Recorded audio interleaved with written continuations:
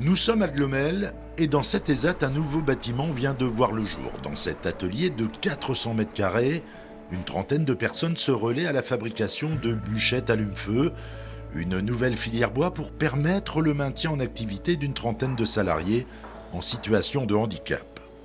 Une initiative soutenue par l'Europe.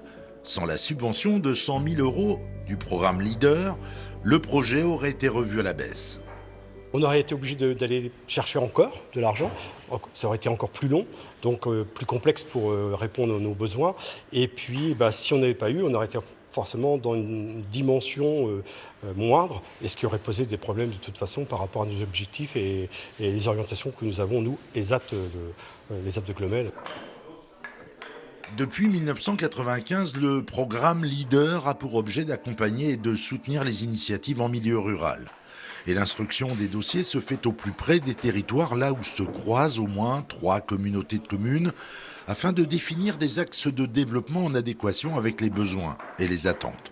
Dans le cas présent, la dimension sociale de ce projet a pesé, mais pas seulement. Aujourd'hui, en plus de ce caractère social, énergétique, il y a l'environnement, mais il y a également le côté économique, tout simplement parce que l'activité qui a été faite correspond à un besoin.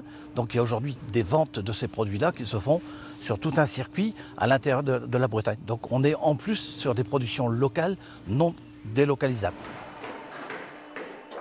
Les principes du programme Leader, c'est le développement local par les acteurs locaux. Donc, c'est-à-dire qu'on fait confiance aux acteurs locaux qui s'organisent dans le comité de programmation, société civile, élus des collectivités territoriales, qui vont se mettre d'accord autour d'une stratégie locale de développement. Et c'est cette stratégie qui va guider leur travail pendant les 5 ou 6 ans de la période de programmation. Thibaut Guignard, maire de Pleuc-l'Hermitage, est aussi président du programme Leader pour la France. En Européen convaincu, il a su doter sa commune d'un service dédié à l'Europe pour ne rien rater des opportunités offertes.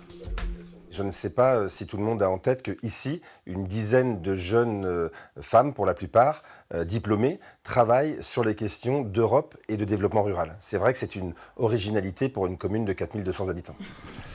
Donc l'Assemblée générale des Lardes, elle s'est bien terminée. Oui. Tout le monde est bien rentré. Ici, on fédère, on milite et on instruit les demandes d'adhésion des territoires. Ils sont déjà 308 candidats au partage d'une enveloppe de 100 millions d'euros.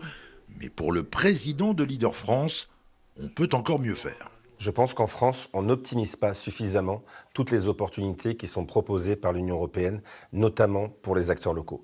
Il y a d'autres pays qui savent mieux faire que nous, qui savent mieux s'organiser pour aller saisir ces opportunités, et notamment ces opportunités financières. Et nous, c'est ce que nous essayons de faire, c'est-à-dire de former les acteurs locaux, de sensibiliser les maires pour leur dire l'Europe est à vos côtés pour financer vos projets, pour vous permettre d'avoir des mobilités dans d'autres pays, pour accueillir des jeunes en volontariat européen et faire que l'Union européenne soit véritablement incarnée dans les territoires ruraux. Entre 2014 et 2022, une vingtaine de territoires bretons ont bénéficié du programme Leader, véritable levier au développement des zones rurales.